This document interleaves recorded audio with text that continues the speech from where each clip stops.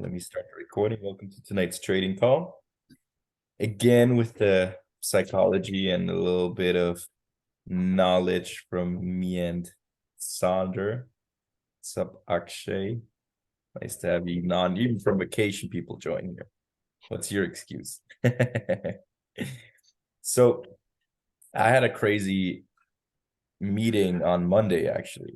And that's some things I wanted to share with you guys, because I want to ask, and if you can, please turn on your camera, because I want to see some raising hands here, because I have some questions for you in the beginning. I see more and more pretty faces come up here.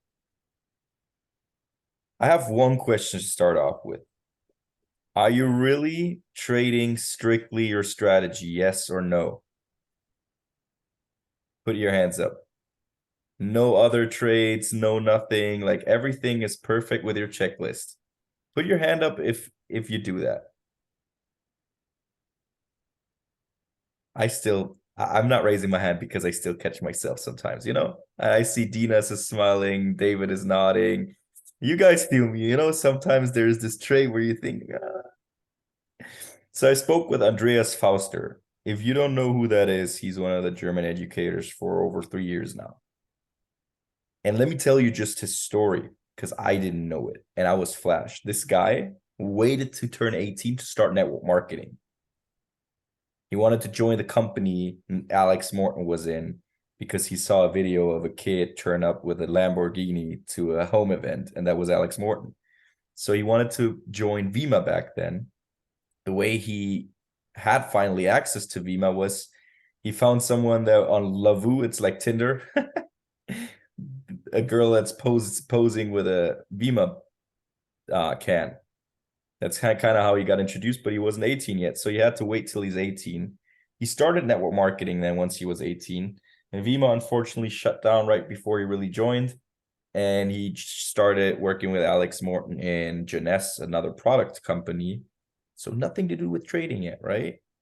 And he got his first experience with network marketing. And then they joined IM Academy. Back then it was called IML. And he had no clue about trade. Oh no, he first joined another company, the same company I was in before. And he started working with email signals. He didn't have a clue about trading really, but he managed to grow an organization of hundreds of people. So he had a team of like almost 500 people. They switched over to IM Academy, and that's when he like really built. And he was stuck for 2 years in trading. Stuck, like really no, like kind of like the same situation I'm in right now. 1 week is like a 6% week. The next week is like a 5% down. Next week is a down. And the next week is an up and an up again. So he was stuck in the same situation. And I asked him, like, okay, how did you overcome that? Well, first he found out, well, if you really go hard in trading, money is in trading. He said network marketing is the craziest and best business opportunity there is. But because he was a little stuck, some of his team quit because of some things that happened. He focused more on trading, and then he just tried out to be an educator. But still had a team, had a nice paycheck on network marketing. But that's when really he realized money's in trading. And you know what kind of strategy he trades? Type in your chat, how much risk to reward do you want to have in your trades? Like, what's a trade you only enter? Like, what's the minimum risk to reward you enter a trade in? Type in the chat.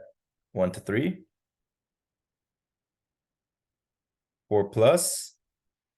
You know what type of strategy he trades? Trades with a negative risk to reward. He trades ECC 11 that was introduced by Dr. Katie Kirkland. And the crazy thing is, this guy has a 95% hit rate. He showed it to me. I couldn't believe it with my own eyes, but he needs it, right? Because he has a negative risk to reward. He only aims for 10 pips profits. 10 pips profits, and then he's out. So he really said, you know what? the reason why he became so profitable with the strategy is one thing. He stayed true to the strategy. How many times did you guys switch your strategy up, even though it was maybe working? I switched mine up a couple of times until I really say, you know what, I'm just going to do this. And you know why he started trading that strategy? To prove it's not working. Because he said, I'm stuck 2 years. This can't work. So, you know, I gotta prove that it's not working. That's when he really said, you know what, I'm gonna go all in the strategy and really follow the strategy, because you gotta follow the rules, right? To prove something is not working. So he stayed true to one strategy, and he said, I'm gonna prove it's not working. And he said, use one strategy for a year and don't look left and right. It's nice that, you know, I see Dinas in the German group sometimes popping up trades with almost a 1 to 10. I'm like, yeah, you go, boy, but I don't care. You know what I mean? Same with you guys here in the Dutch group. Like, yeah, it's nice to see you guys have crazy trades. I showed him one trade that turned out to be a 1 to 55 this last week on Friday, but I wasn't in my setup. I was in a car just looking at a chart, and I was like, yeah, it's a perfect entry setup, but I'm not at the desk right now, and I'm not sure if I should enter it. And he said, you know what? Just do it, because it's your strategy. If you check the boxes of your strategy, just enter it, because that's your strategy, right? So don't be scared to do it and use it for a year. You really say you have to master it. Can't say something isn't working if you don't follow it for a year and follow all the rules, right? So that's like the first getaway I got from that conversation, that doesn't matter what you trade, you just have to stay true to your rules and just consistently trade, because it works, because other people are winning with that type of strategy, you know. And just gonna do this for a recording, it's a little better. And then the next thing is, you just gotta learn to control your emotions, because trading is theory and knowledge, but the biggest part is emotional intelligence, psychology.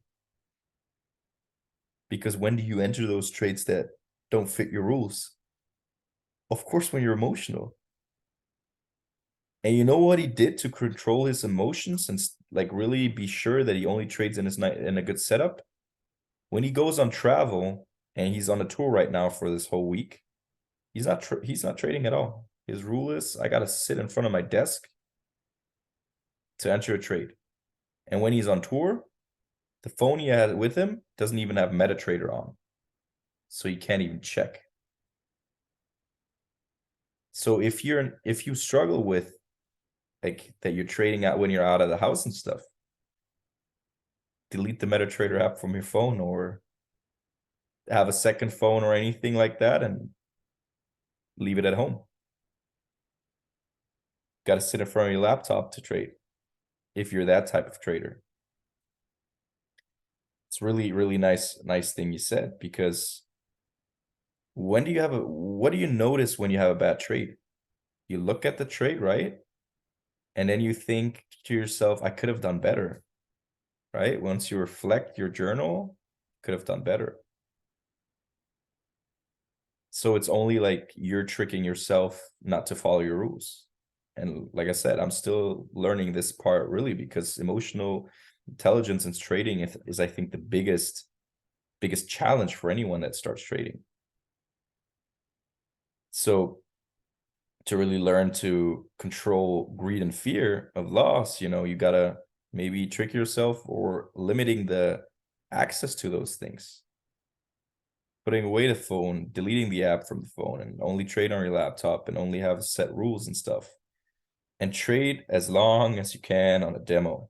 But you got to prepare your head when it's real money, that you treat it real. And then most of you guys follow a trading journal, but since not everybody raised their hands, you still don't follow your rules, right? Even though you got a trading journal. So he even has it on his Go Live for the German speakers video you should check out. But that was really something. how do you fight that devil that's sitting on your shoulder to tell you that you got to enter a trade? Well, you get a trading buddy, trading accountability partner. And the way this works is you create two Telegram channels. Only for yourself. The other one can't write in there. What you do is you send a screenshot of the trade you take, write down entry, stop loss, take profit, lot size, and then you make a voice message explaining why do you enter that trade. And then once the outcome is there, you send a screenshot of that in. That you do your whole week. So there's two channels, two people posting in their own channel, the other person just reading and controlling if the rules were set. You also, in that memo, talk about if your rules are met. What type of rules? Why did you enter the trade? How did it make you feel when you entered the trade? And then at the weekend, you guys jump on a call. Reflect the week.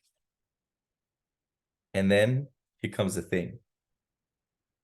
How can I trust you if you don't trust yourself following your rules that all the trades in the channel are the only trades you took? So what you got to do is on that call, you log into your broker account. You're going to go through all the trades of the week. And if there's one trade that's not in the Telegram channel, there's no like, oh yeah, I forgot. No, you bullshit it yourself from holding yourself accountable towards your trading partner, trading buddy. And then you can make up anything like if you don't follow your rules or you enter a trade that is not put into the channel, not follow the rules. Every time you have a rule break, I don't know, throw euro into a jar. And once there's enough money, you could go out, eat with it. You go to lunch or dinner or whatever with each other. But the thing is with the trading buddy system, you gotta trade the same strategy. Because if I'm trading volume and Saunders trading smart money and he doesn't understand my strategy, how can he control me? I can tell him, yeah, that's my rules. I entered on my rules. And he told me he didn't do it himself. He imagined somebody is controlling him. But you got to be a tough one for that. He was a really introverted person. He's really professional from his energy and how he comes off. But if you know you bullshit yourself way too much, find somebody that trades the same way you do and use that buddy system because you can only profit from it. Yeah, if you throw a euro or even you pay a lunch or whatever for it, if you don't follow your rules, it's something you do once or twice. But then you think like, ah, damn, it gotta hurt. It's kind of like at work when you know you got to do something a certain type of way and you don't do it. But that was really, really powerful when he said that to me because I thought to myself, yeah, you know what? I bullshit myself all the time. Because of emotions, because of greed, because of fear. Yeah, fear of missing out made me enter some gold trades and stuff. Yeah, I pay the price on my trading account, but it doesn't hurt too much because it's not your own money. Like if you trade flipping burgers, then it doesn't hurt as much maybe. I don't know, but there's multiple reasons why you bullshit yourself. And you really said that was a key factor for him and for a lot of people to grow in trading when you hold yourself accountable. And then just got to give yourself time with trading. But use one strategy for a year. I know people that switched up strategies way more in 2 months, 3 months, 4 months, like over the 5 years. And some people change, I don't know, their bed sheets. Because everybody thinks the holy grail is the one thing next to you. The people always say the grass is greener on the other side. But it's not. It's green where you nurture it, where you take care of it, where you put in the water, right? So put the water to the strategy that fits for you and just go with it for a year. Because that's just a key thing. Like everybody wants to get rich. Like people say trading is not a get rich quick scheme, but everybody wants to get rich quick. It's like a paradox in your head that doesn't work. That's the reason why you sabotage yourself, and we all sabotage each other. I noticed once I let go of the belief I gotta work trading up so much so I could quit my job. Like once I let go of that thought, my trading got better. Now it's the demons I gotta face, greed and fear, for example, like missing out of a trade, thinking, oh, this could be a nice 1 to 10. I gotta take it now because otherwise it's gone. Well, there's other opportunities. There's opportunities every day. Like letting go of such emotions is so important. And I'll tell you, my biggest struggle right now is this holding myself accountable with the rules. It's not even the emotions. Like the biggest ones is really like following the rules and holding myself accountable. Because it's simple. Like you know, and you don't have to enter so many trades. Like Sonder, when he showed me that nugget with draw down 3 bullets on a piece of paper, for example, and that's the trades you can take a day, that was a key thing for me. Because it really is like that. You don't have, if you trade with a high risk to reward, you don't need as many trades, even if it's just a 1 to 2 trade. If you do that 3 times, well, then you have a one to like you have double the money you risked. So let's say you go with 0.5%, then you have 1.5% gain in a day.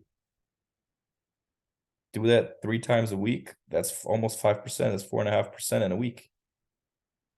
What do you want more? Trading is just scaling up.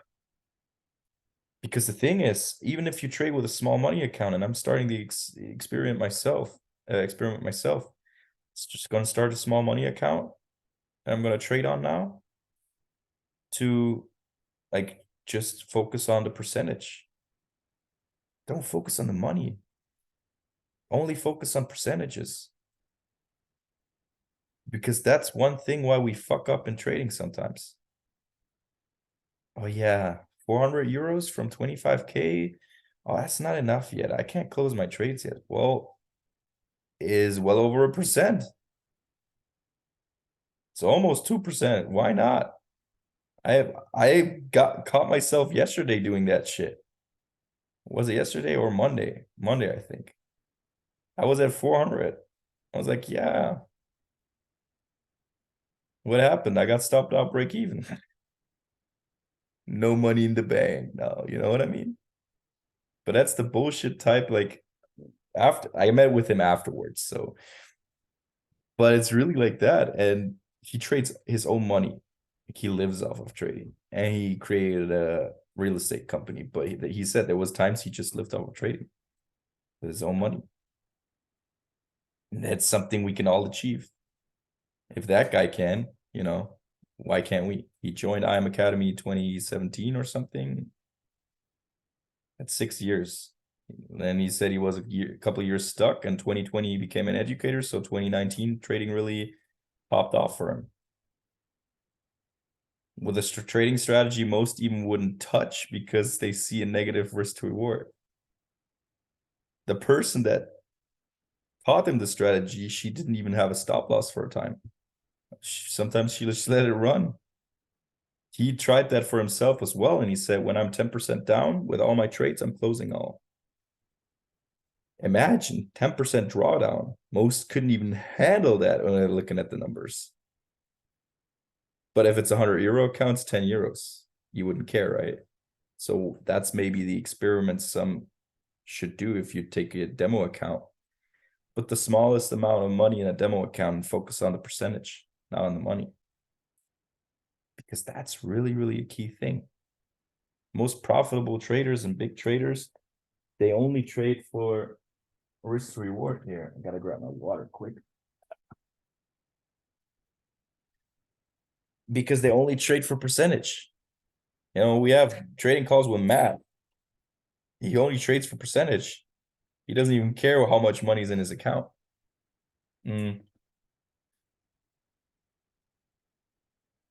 I know why people focus on the money in trading. Because it attracts other people. It helps with people think it helps with the network marketing part of it. But that's bullshit. It's the wrong mindset, the wrong expectations you give new people. Because if that person isn't making that amount of money you are doing after half a year or whatever, that person's gonna quit. It's not thinking trading is a scam, it's not working. Because if they don't see the big bands, they think, yeah, how can I make money, you know? So it's really, really key and important to focus on the percentage, because if you tell a person, well, hey, bro, you made 1% on your 100 euros, that's good. You know, you can do it on a 10K account, on a 100K account, on a million. It's just 1%. But most people would shit their pants if they see 1% on a million. Because that's not even like, people got to work a couple months for that amount of money. And that's really, really important thing. That's really one of the biggest things he said. Once you let go of that and just focus on pips and percentages, it makes more sense. Got to fit your strategy. So you got to decide for yourself, when are you getting out? And I noticed for myself sometimes, like 1 to 3 maybe is not the way to go.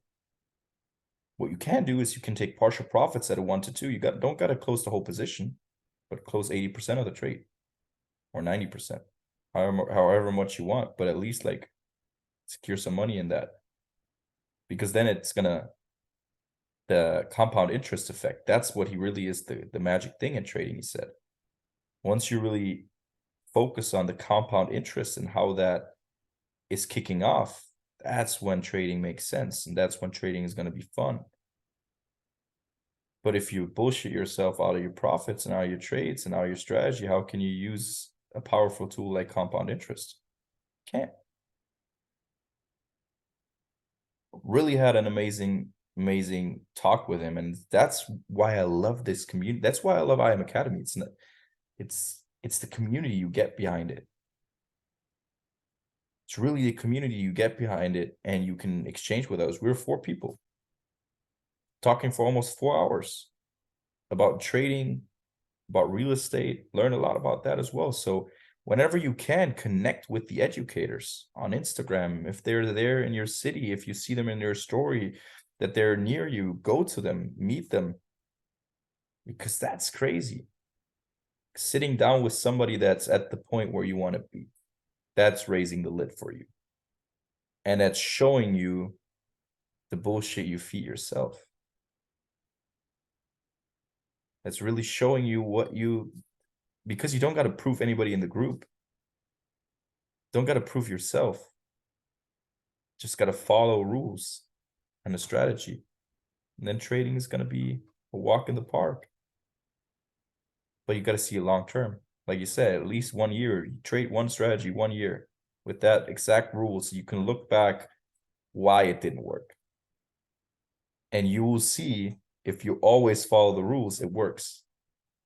The only time it doesn't work is if you don't follow the rules, because a loss is okay, because it's part of your rules, right? How much you risk and how much you want, maximum risking per day, and how many trades you're taking.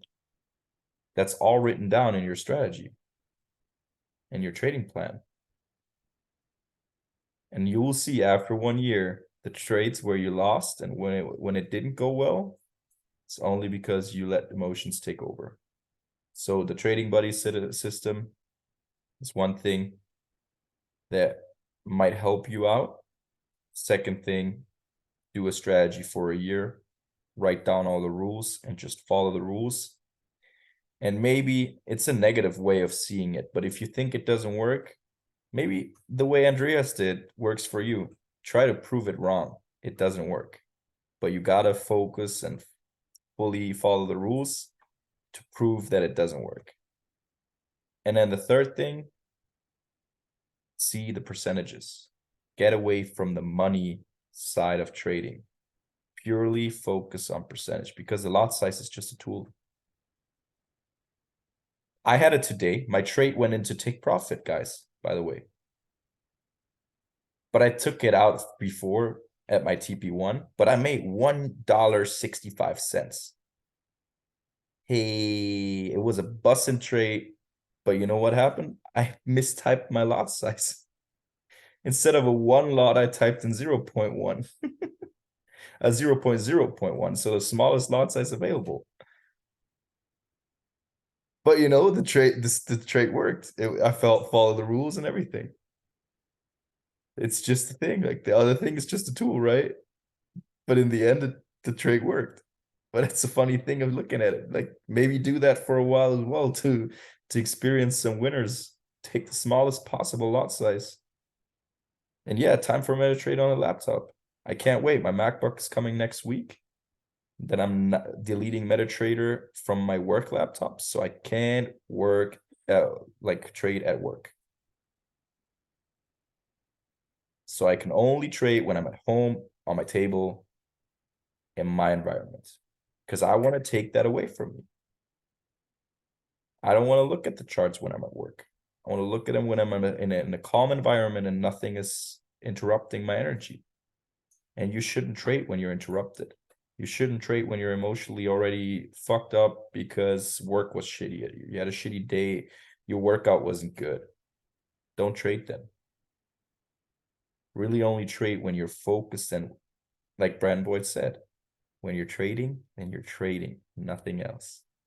That was the part I wanted to give you, and I know Sander already prepared some nice other nuggets for you guys. So I don't need to edify him. You know, he's our Dutch first Go Live educator already. You guys know it. It's just a matter of time till you see him on Go Live to the platform. And by the way, I asked Andreas also how you can become an educator. So I'm gonna share that with you, Sander.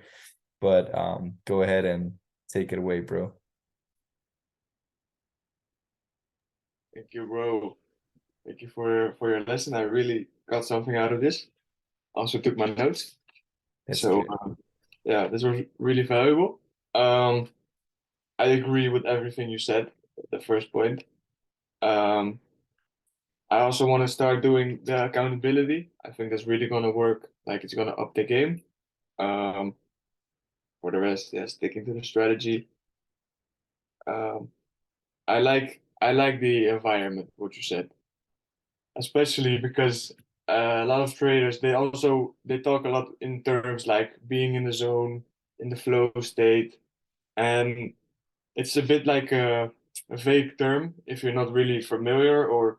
But I know all of you have experienced it once or more times. Like you're really feeling like the chart. You're just in it in the game. You know what you never know what's gonna happen, but you're just feeling that you're on point and that you're very effective on that day and in that moment. And I think that if you are really at home at your desk, you're not disturbed by anyone, that's the best environment and the best situation to trade because you're less distracted. And you can really just focus purely on what's happening on the chart, and not what's happening out in your outside world.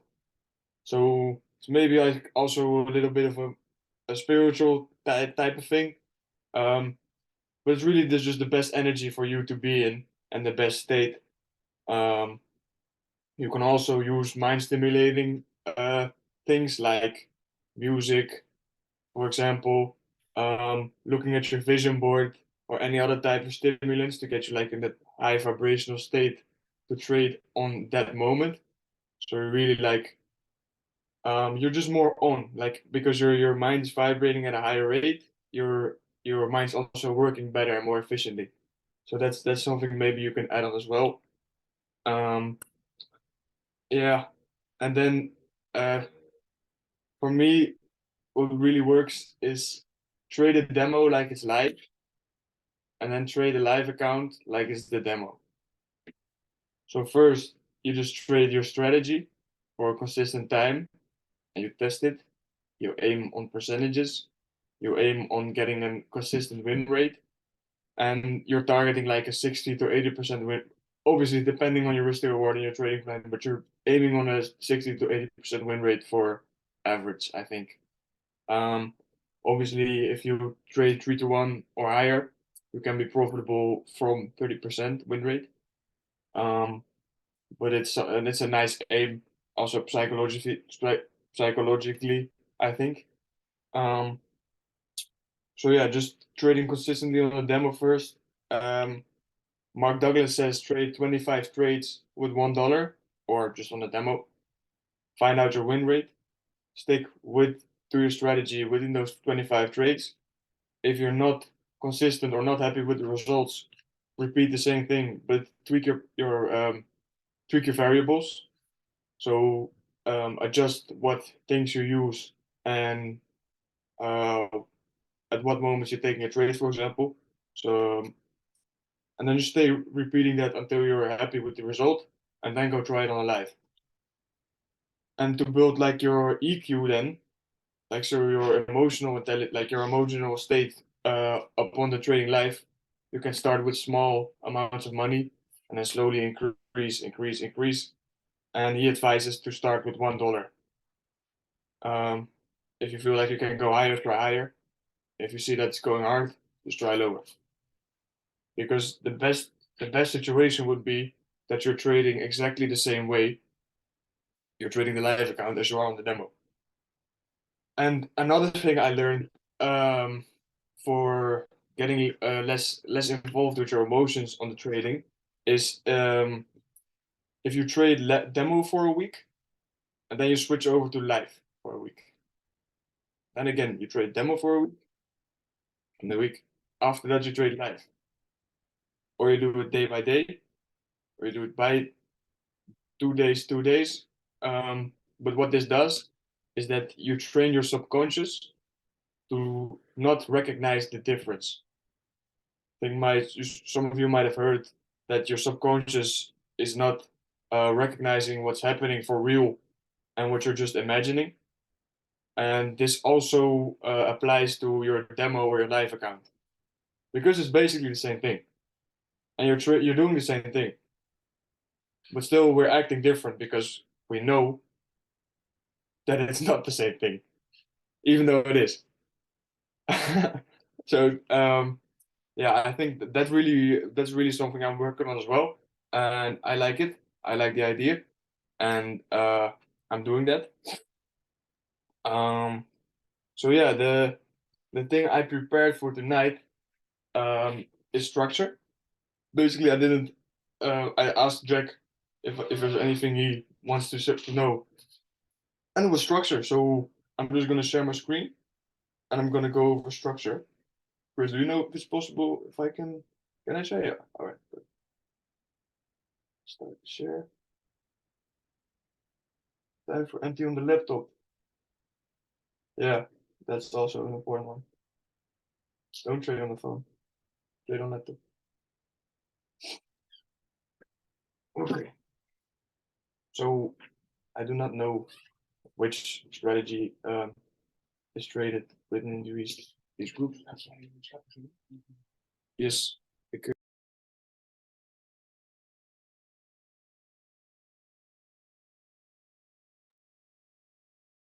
I'm sorry. Um, so we're gonna go over structure.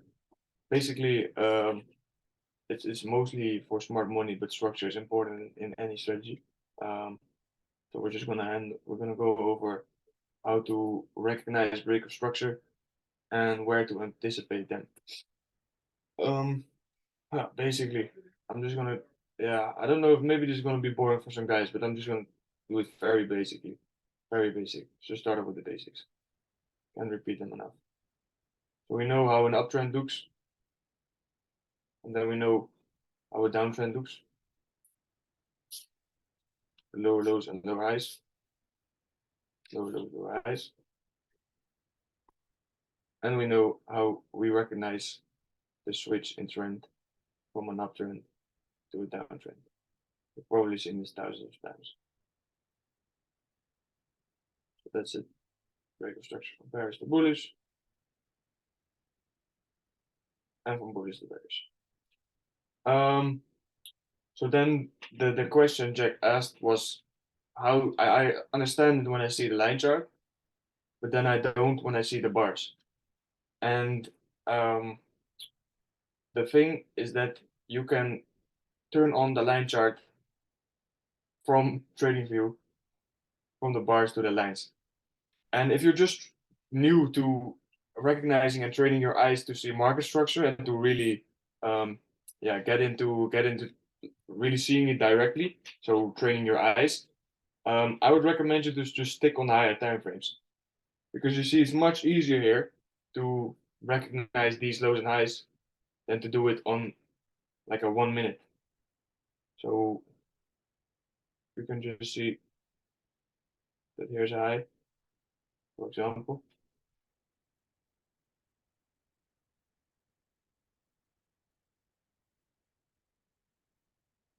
That's an high. That's a low. That's a low high. So that's a low high. That's a lower low. That's a low high. That's a lower low.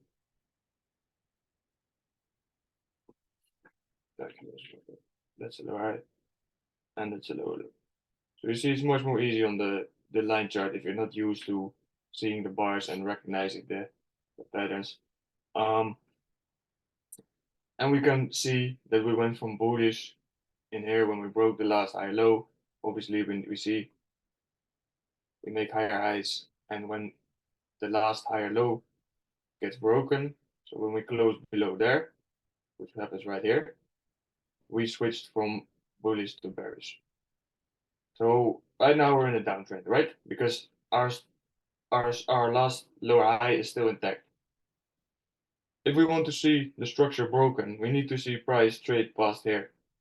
I know this is probably not any new information for all of you guys, but still, as I got the question, I just wanted to go over it. You can see that the dots are placed different because they are placed actually. The line chart is based upon the closes of the price and not the wicks.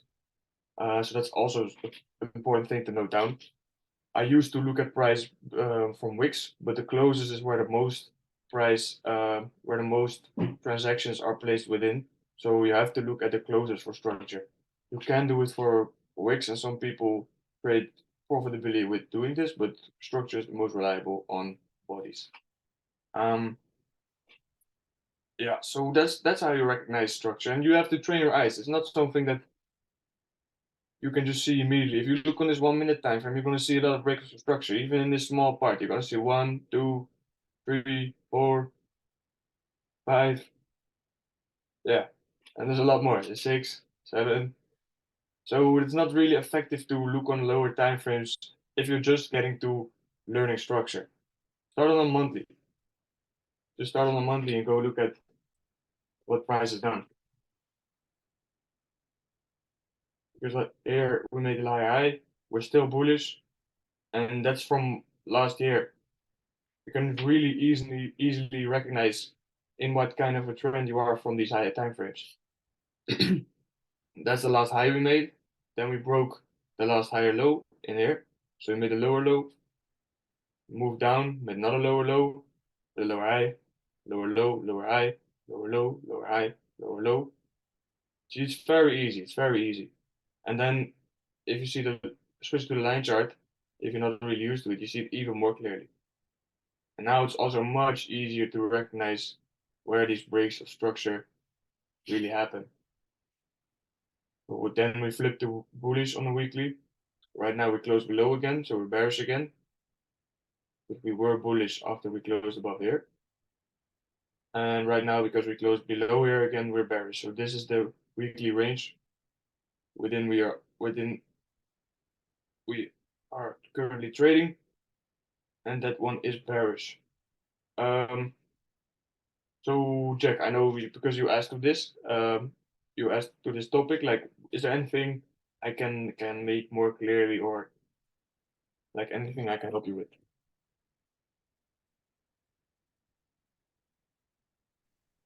You can hear me? Yes. Cool. So yeah, you basically just told the break of structure now. I understand that, I think. For now, it's just how you say it, getting used to it, seeing it much more often. Um, yeah, on the break of structure, it's clear for me now, I think. All right. All right. Yeah, that's really the name of the game. Just seeing it very often and then knowing what to look for. Mm, Yeah, deciding which things you like. Obviously, if you trade smart money, you don't really have like a very big uh range of choice. You have this. This is like the list they give in bounce back or your confirmation checklist. right here below. So you use market structure first to know what your buy is and where you're looking to. You look for liquidity because liquidity is the name of the game. We look for institutional candles and point of interest, basically the same term for a different kind of thing. You use Fibonacci, it's more like a confluence or confirmation. You use time, that's very important. I really like the aspect of time, so the Y us, don't know the English word. But just the time, so you don't only look at price, also look at what sessions and what times you are trading. Imbalance, obviously very important to see what smart money is doing. It's like the evidence, the footprint, and price, as you know. That's obviously that's like referring to also round numbers, so psychological numbers.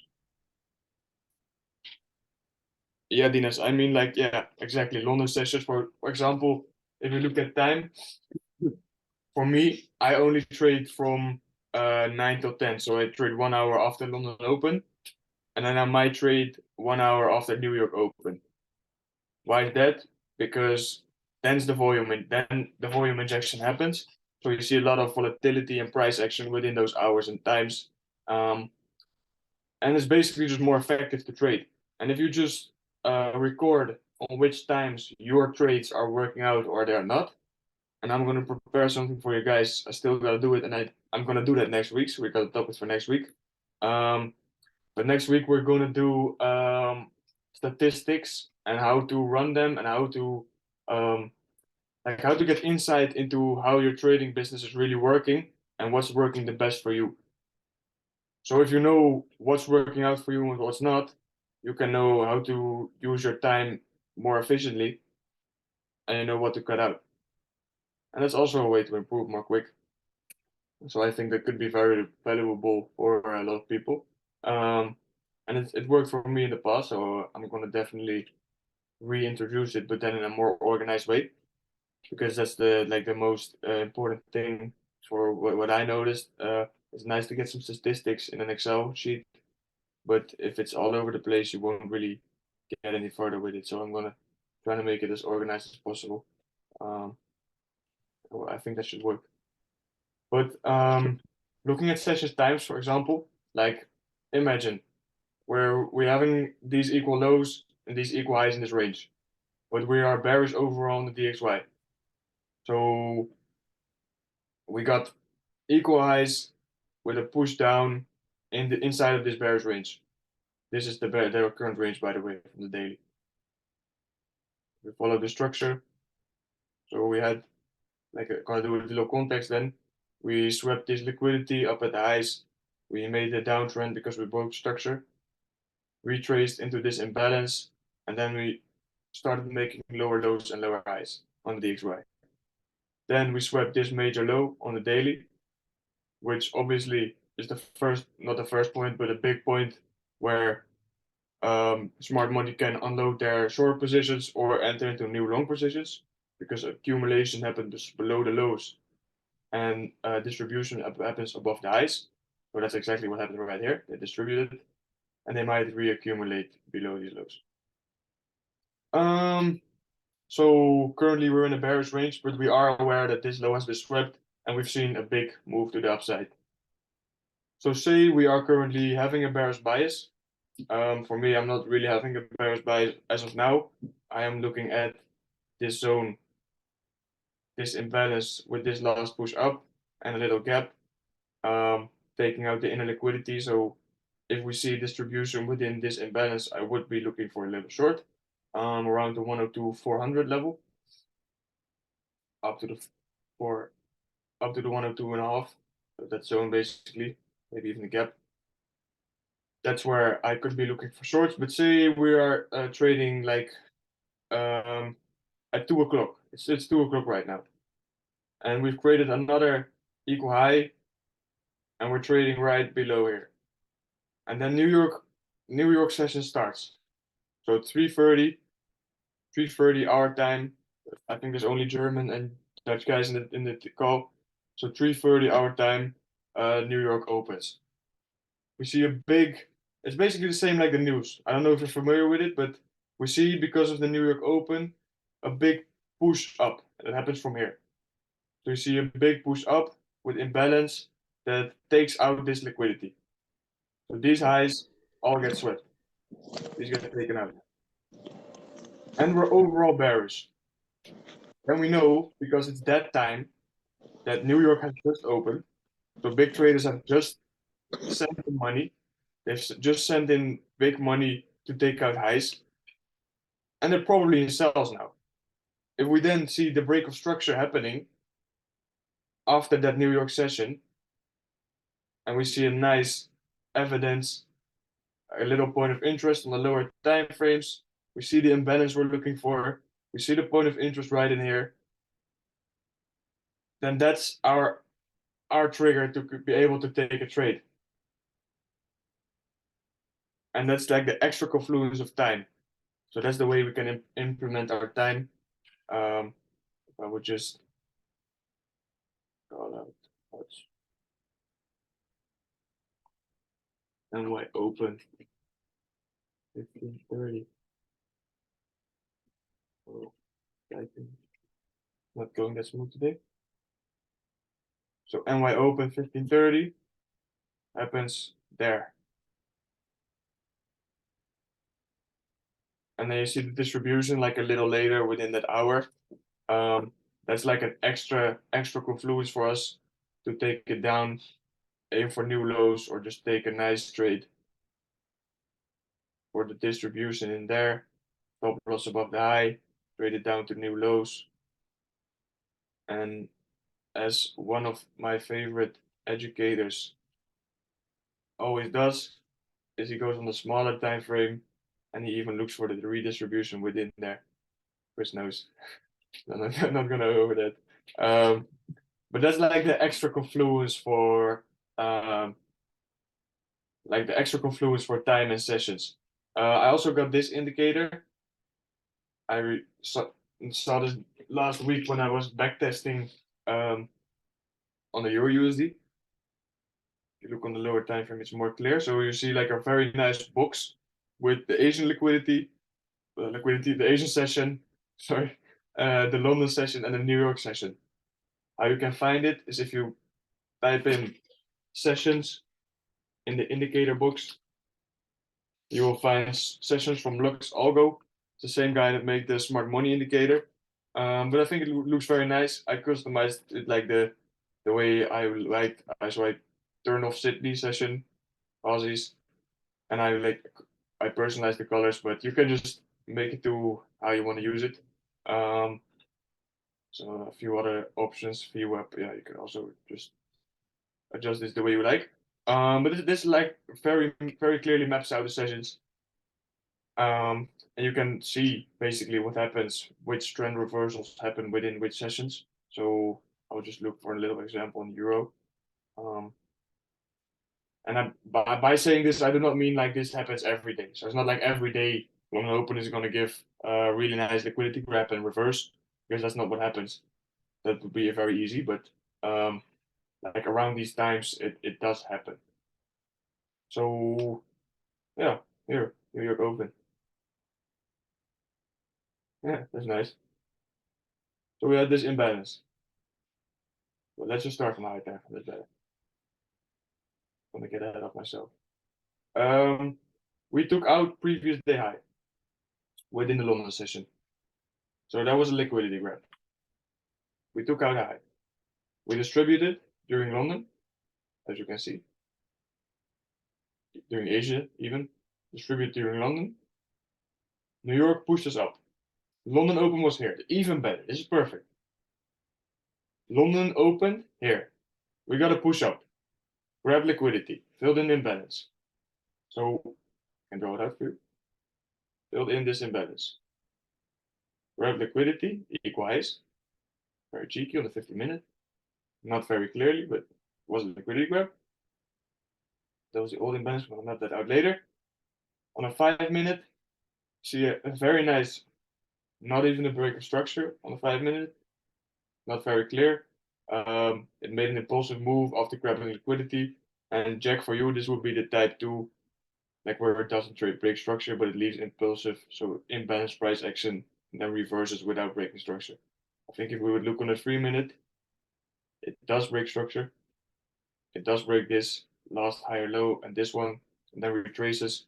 But this would be a hard one to get in. Most of us look. Oh, it did tap the 50, so that would be a valid entry for my strategy personally. But yeah, liquidity grab. Not to make it too long. We got a few minutes left, I see. So we get a liquidity grab, impulsive move with a break of structure, retracement, and we move lower during London session. That's the context. What happens when New York opens? Exactly the way I explained. It's exactly the way. So this is perfect. Thanks God. Thank you for this one. We got a little push up. No, not even a little. We got a big push up during New York Open. So that's the point of interest. I'm gonna just turn this off for a second. Oh, I'll leave this on. You can see when New York Open was. The orange line is New York Open. We get this push up. This takes out these highs. So quite a lot of liquidity, right? The London liquidity, these few highs, and we come back to this point of interest, which took out this liquidity. So you see for the first thing is you see how important these points of interest are and why we mark these out. Because these are the reactions, the points which take out the liquidity, where still orders open that they have to mitigate out of because they are in drawdown.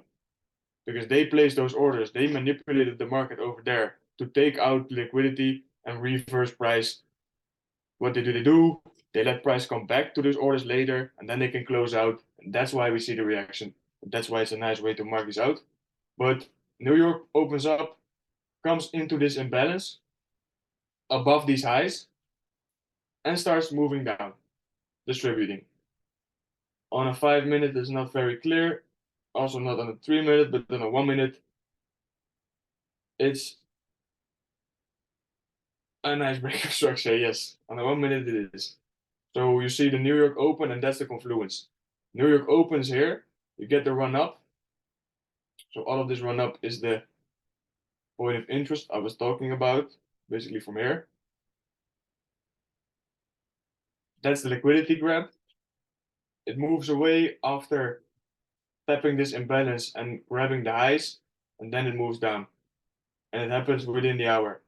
So 15:30 was the open, 16:40 was the retracement, and that was the last one. And you see it also, you see the market being fractal again. So this is where it broke the last low. Then on the small time frame, the last liquidity grab was here. I'll just turn this off for a second. You see how it takes out these highs. 1, 2, 3. That's taken out. But then the last push above there, above these highs, is the point of interest because that's the liquidity grab. Moves down, break of structure. That's where the break of structure happens for you guys. Jack, if you would switch over on these small time frames to the line chart, you can see it more clearly. The last lower high, and it doesn't make a new high on the candle, but it does on a wick, so it's a nice high. It takes out that liquidity, moves down, leaves an imbalance, leaves inner range liquidity, moves down lower, comes back up, takes out this liquidity, fills in this rest of the imbalance. Not completely, but it taps it. Or did it? No, it didn't. And you can see also the fib would be around the 70, probably 76. Just the zone that we would be looking for you guys that use the fib, around the 70, 78 between. And we move lower. So that's the actual confluence. You could have been on the first retracement after this imbalance has been tapped, stop loss above the high, aim for new lows. You can easily fit in a 1 to 3 or a 1 to 5. Or if you would like to play on higher time frames, also possible. But within here, it did not give a really clear break of structure on the 5-minute, I think. No, it did not. You can obviously short it when you see this reaction. I think that's valid, but it's not a break of structure. That's the time aspect. I don't know. Is there any questions about? Let's see something in the chat. On which time do you focus for the break of structure and then your redistribution or accumulation? Not like a set time, but it's just for me the hours after the open. So like it different. Obviously, it's not every day the same time. It happens on different timings. But I'm also going to do some back testing on this to see which times are the most statistically reversals on which pairs within which sessions, because I trade mostly London session. And then I can take a look into that.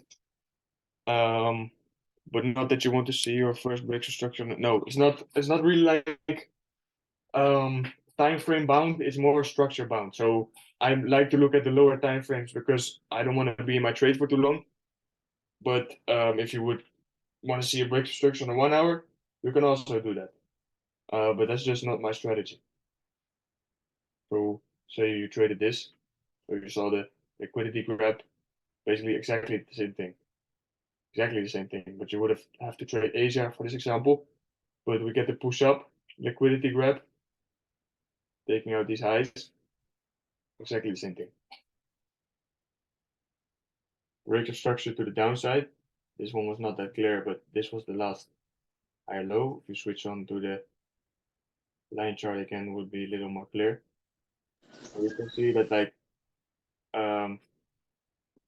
you recognize it without having to think about it. You just see it. And it's not, yeah, this is an ugly one, but it is a higher low. And the last one gets broken, so this is your distribution. High, lower, low, lower, high, lower, low. And then you see distribution. So that could have been also your entry trigger. What you see then within there is redistribution on the lower time frame within that lower high. Also creating imbalanced price action. Retracement not coming too deep, but it is a high. Also, this is the liquidity that got built that was taken out on New York. But say you traded the 1 hour, you trade the retracement, set your stop loss above the high, and you trade for new lows. Then you can also do it that way. It's exactly the same. And you would have just been able to take out your profits. Obviously, this is hindsight, but it is to show you what you have to look for. And this you can also do this in your own time. Really works. Backtesting, just seeing what you look for, apply it on the charts, make it a habit. On the weekend, we've all got time. We can all do an hour of backtesting. It's not really a problem. But doing this every week, or if you have the time and you really want it, you can do it every day. It's also good. One of the educators in Rotterdam told 10 trades a day backtesting. She does 10, so it was a crazy story. I thought she does 10 trades a day backtesting. Wouldn't take too much time, I think. Then she has 300 in a month, and she has 3,600 in a year. Gonna learn quite a lot from that backtesting that much trades, I think. So something we can all think about. And for me, yeah, if there's not any questions, yeah, we just wait for what the market gives. Exactly. It's not like forcing anything. It's just waiting until we see what we want to see at the times we want to see. And the business is more what gives more structure to your trading as well, because you're not. I know from like a year ago when I was sitting in the chart all day long because I just wanted the consistency that bad, but it works contradictory because you're only looking at the chart, and every hour that comes by, every hour extra, you're getting less and less efficient and less focused. So the best thing for me personally is just 1 or 2 hours sitting in front of the charts, being focused. And if it's not happening, that within those hours you don't trade. If it is, it is. We're happy.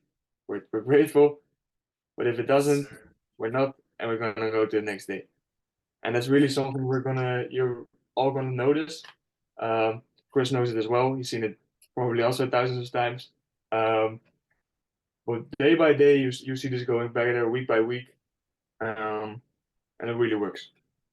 And because you're only trading a certain time of the day, when you back test, maybe you can show the indicator again with the boxes for the session times.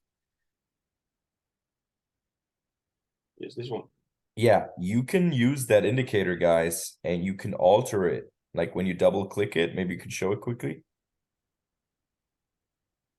You can take away all the other session times and you can create like a template for you and name, let's say, the green box, my trading time, and then you put in your times that you trade, because when you back test, you only look at trade opportunities in the green boxes. Let's say you only trade in the evenings. Well, then you only look at what the market is giving you at that time. You look at the past, but you would only enter in that time, right?